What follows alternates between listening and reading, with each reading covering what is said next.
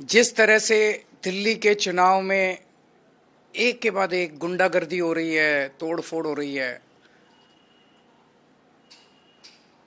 सभी दिल्ली दिल्ली नहीं देश के लोग ये समझने की कोशिश कर रहे हैं कि सारी गुंडागर्दी का सोर्स क्या है। एक प्रश्न जो सब लोग पूछ रहे हैं और सब लोगों के मन में है वो ये है कि इस देश का सबसे बड़ा गुंडा कौन है। सबके मन में ये प्रश्न है कि इस देश का सबसे बड़ा गुंडा कौन है, जहां से सारी गुंडई बह रही है। हमने देखा पिछले कुछ दिनों में किस तरह से लोगों के ऊपर हमले किए जा रहे हैं, आम आदमी पार्टी के कार्यकर्ताओं पे हमले किए जा रहे हैं, जनता को धमकियां दी जा रही हैं, खुलेआम जनता को धमकी दी जा रही है कि बीजेपी में आ जाओ नहीं तो ये कर देंगे वो कर देंगे। खुलेआम मारपीट हो रही है, हमले हो रहे हैं, हिंसा हो रही है और बगल में पुलिस वाले खड़े होकर देख रहे हैं। पुलिस हेल्पलेस है, पुलिस लाचार है, पुलिस बेसहारा है, वो कुछ कर नहीं पा रही है। ऐसा नहीं कि वो करना नहीं चाहते हैं। जब बगल में खड़े हुए पुलिस वाले से कुछ लोग पूछते हैं कि आप कुछ कर क्यों नहीं रहे, बोले जी ऊपर से आदेश है।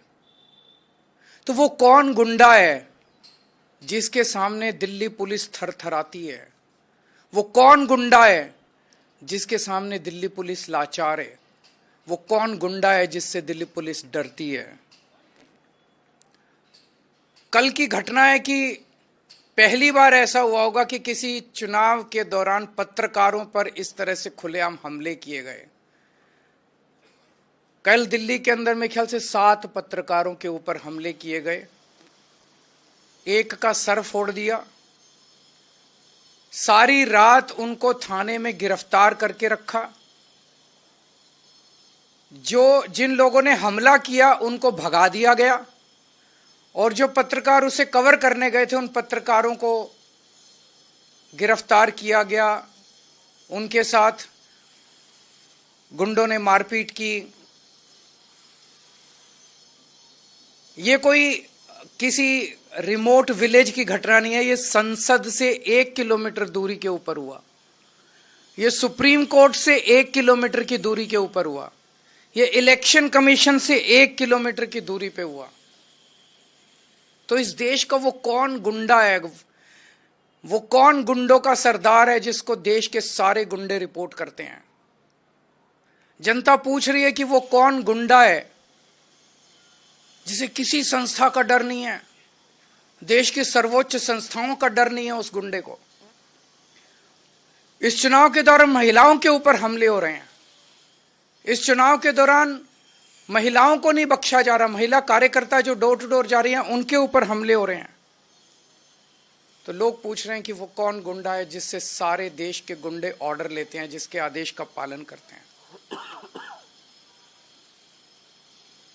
पिछले 3-4 दिन से हम देख रहे हैं कि गाड़ियों के ऊपर हमले किए गए, गाड़ियां तोड़ दी गई आम आदमी पार्टी की,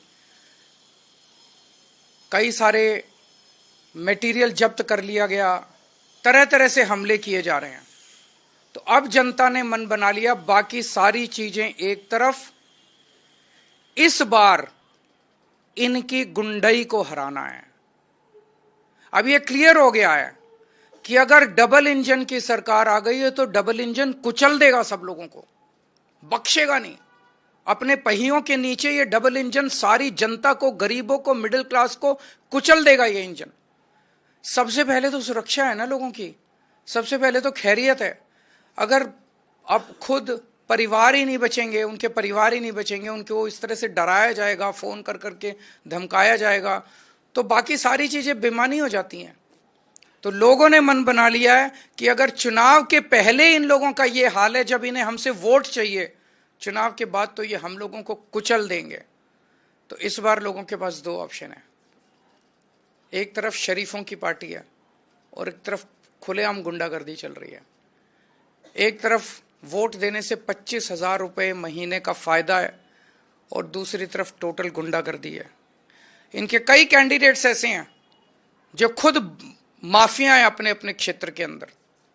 अगर उनको वोट दे दिया तो एक तो देश का सबसे बड़ा गुंडा और उसके नीचे कई गुंडे, तो गुंडों का सरदार और सारे गुंडे मिलके दिल्ली वालों का क्या हाल करेंगे, ये सोचने वाली बात है।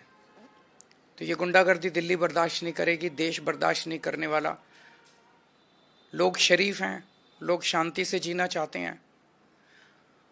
दूसरी बात जो सबके सामने आ रही है, हमारे देश के स्वतंत्रता सेनानियों ने बड़ी बड़ी कुर्बानियां देके देश को आजाद कराया। कई लोग फांसी चढ़ गए। वो इसलिए फांसी चढ़े थे कि देश में जनतंत्र होगा, देश में चुनाव कराए जाएंगे, चुनाव में जनता वोट डालेगी और वोट डाल के अपनी सरकार चुनेगी। लोगों ने इसलिए कुर्बानियां दी थी कि चुनाव निष्पक्ष होंगे, स्वतंत्र होंगे। लेकिन आज जिस तरह से चुनाव आयोग ने भारतीय जनता पार्टी के सामने हथियार डाल दिए हैं, चुनाव आयोग ऐसे लगता है जैसे एग्जिस्ट ही नहीं करता। ये एक बहुत बड़ा प्रश्न खड़ा कर रहा है। लोगों के मन में प्रश्न आना, लोगों की सोच को आप रोक नहीं सकते, लोगों के मन में प्रश्न आना बड़ा वाजिब है कि राजीव कुमार जी जो मुख्य चुनाव आयुक्त हैं, वो इस महीने के अंत में रिटायर हो रहे हैं।